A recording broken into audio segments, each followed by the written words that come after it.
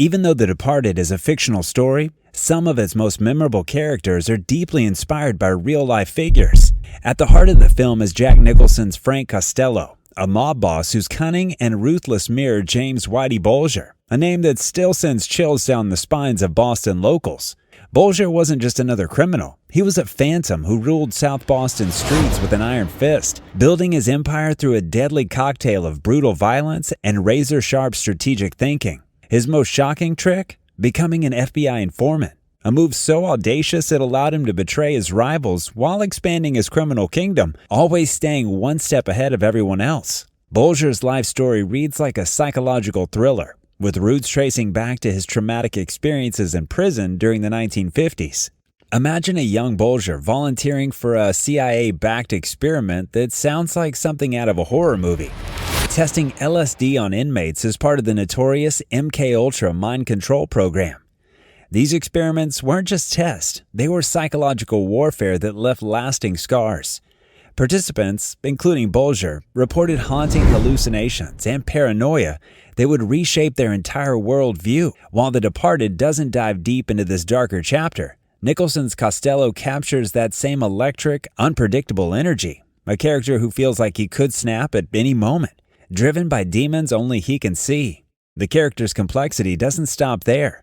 Frank Costello is a fascinating blend of two legendary figures in organized crime, drawing not just from Bulger but also from his namesake, the original Frank Costello, New York's Prime Minister of the Underworld. This Italian-American gangster was a master of walking both sides of the legal line, a skill that made him legendary during Prohibition. By weaving together these two distinct personalities, Nicholson creates a character that's part brutal strategist, part political chess master. Someone who's dangerous precisely because he's so unpredictable.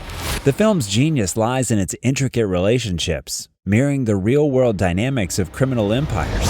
Matt Damon's Colin Sullivan is a mirror image of John Connolly, an FBI agent who grew up practically worshipping Bulger. Connolly's relationship with Bulger began in the 1970s when he returned to Boston as an FBI agent. He cultivated Bulger as an informant, but their relationship soon evolved into something far more sinister. Connolly began providing Bulger with sensitive information about investigations and rival gangsters, effectively becoming Bulger's man on the inside with the FBI. This corruption would eventually lead to Connolly's downfall. He was convicted in 2002 for racketeering and obstruction of justice, later facing additional charges for murder. Like Sullivan in the film, Connolly's story is a cautionary tale of how childhood loyalty can corrupt even those sworn to uphold the law.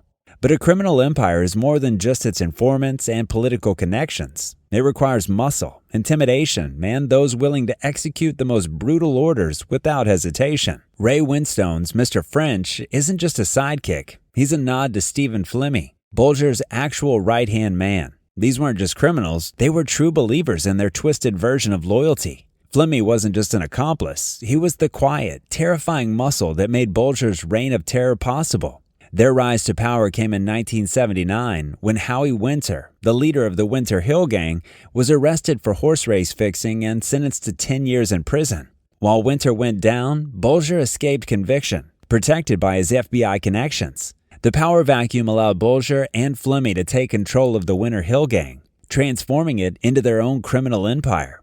They ruled South Boston through intimidation and violence, forcing local businesses into partnerships, running loan shark operations, and taking cuts from drug dealers' profits. The most ironic twist? Whitey Bulger himself watched The Departed, and he was far from impressed. Picture the scene. Bulger in a San Diego theater, shaking his head as Nicholson's over-the-top performance unfolds.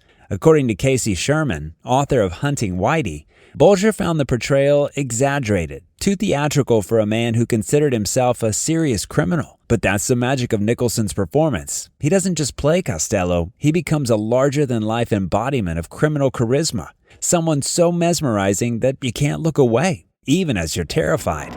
Bulger's reign would ultimately come to an end in 1995 when he, Flemmi, and other associates were indicted for racketeering and extortion. Tipped off by his corrupt handler Connolly, Bulger fled and remained a ghost for 16 years. The FBI finally caught up with him in June 2011, after 12 years on their most wanted list. By 2013, justice caught up with the notorious gangster. He was found guilty on 31 counts of criminal activity, including multiple murders, and sentenced to 2 consecutive life terms plus 5 years.